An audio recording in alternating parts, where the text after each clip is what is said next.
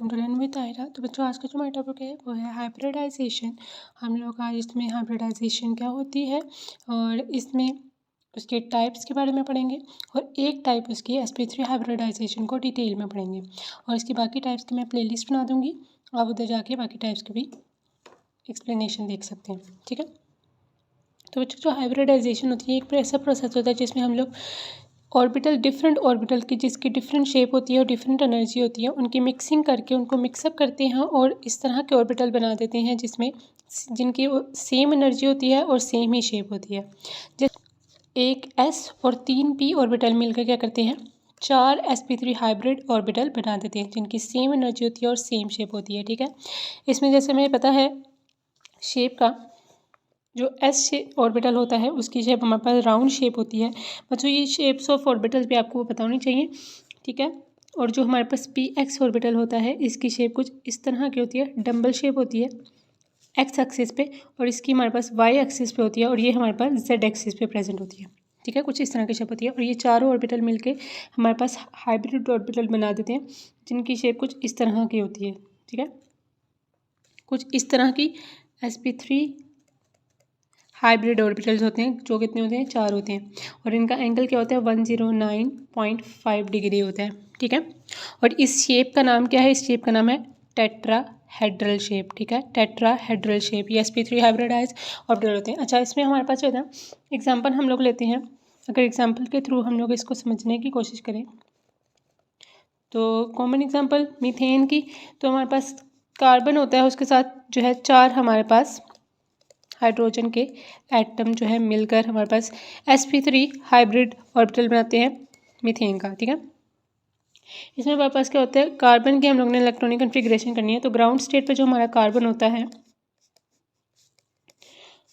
उसकी हाइब्रिड उसकी कन्फिग्रेशन जो होती है वो कुछ इस तरह की होती है।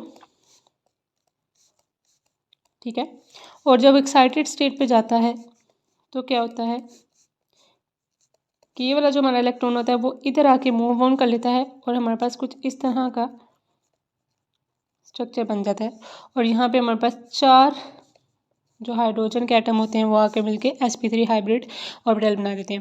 अच्छा बच्चों अब ये याद रखिएगा कि जो हाइब्रिडाइजेशन होती है ना वो वैलेंस शेल के इलेक्ट्रॉन्स के दरमियान ही होती है और जो हमारे पास इनर शेल में जो इलेक्ट्रॉन्स प्रेजेंट होते हैं वो पार्टिसिपेट नहीं करते हैं in the process of hybridisation. ठीक है, ठीक है, ये हमारे पास होता है और इस तरह करके इसका कोई स्ट्रक्चर होता है। ठीक है, इसकी जो शेप होती है वो टेट्राहेड्रल शेप होती है। sp3 हाइब्रिड ऑर्बिटल होते हैं, कितने होते हैं वो 4 हाइब्रिड ऑर्बिटल बनाते हैं क्योंकि 4 ऑर्बिटल मिलकर उन्होंने 4 ही हाइब्रिड ऑर्बिटल बनाए हैं। इसी तरह 3 ऑर्बिटल मिलकर 3 ही हाइब्रिड ऑर्बिटल बनाएंगे और 2 मिलकर 2 ही हाइब्रिड ऑर्बिटल बनाएंगे। ठीक है, ये नहीं है कि एक बनाएगा।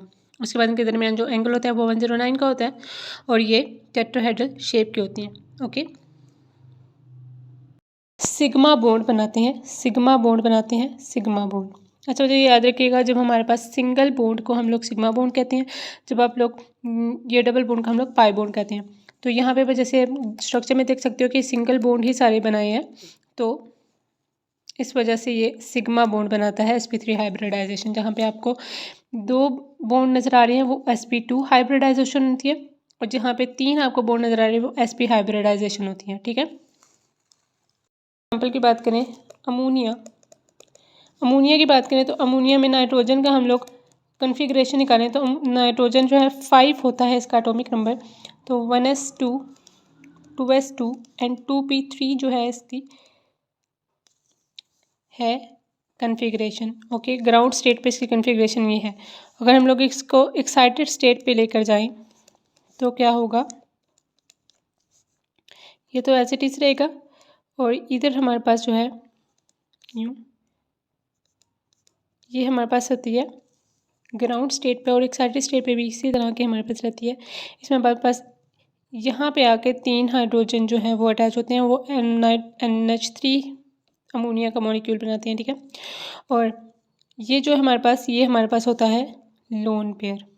ठीक है, ये हमारे पास होता है लोन पेयर। ओके, और ये चारों मिलकर हमारे पास sp3 हाइब्रिडाइज्ड ऑर्बिटल बनाते हैं जिनकी शेप कुछ इस तरह की होती है। नाइट्रोजन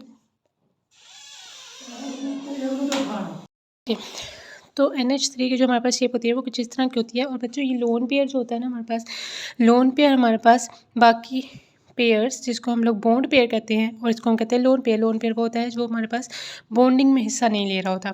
तो लोन पेयर जो होता है वो ज़्यादा स्पेस लेता है इंस्टेड ऑफ बॉन्ड पेयर्स, ठीक है। अब बॉन्ड इनके दरमियान जो एंगल होता है वो चेंज होकर 107.5 डिग्री हो जाता है due to the lone pair. उसकी शेप भी चेंज होती है, पायरामिडल शेप हो जाती है। ओके, पायरामिडल शेप हो जाती है।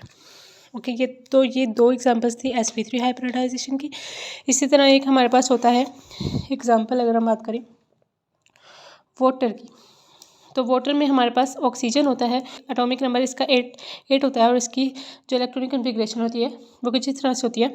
तो अगर हम लोग इसकी ब्लॉक डायग्राम में अगर इसको देखें तो वो कुछ इस तरह से हमारे पास ब्लॉक डायग्राम जो है इसकी बनती है।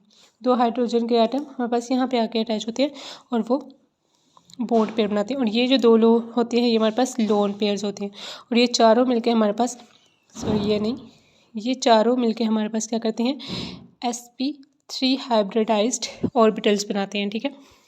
और 2 लोन पेयर की वजह से क्या होता है, इनका एंगल जो है एंगल थोड़ा सा और कम हो जाता है और वो 104.5 डिग्री सेल्सियस हो जाता है।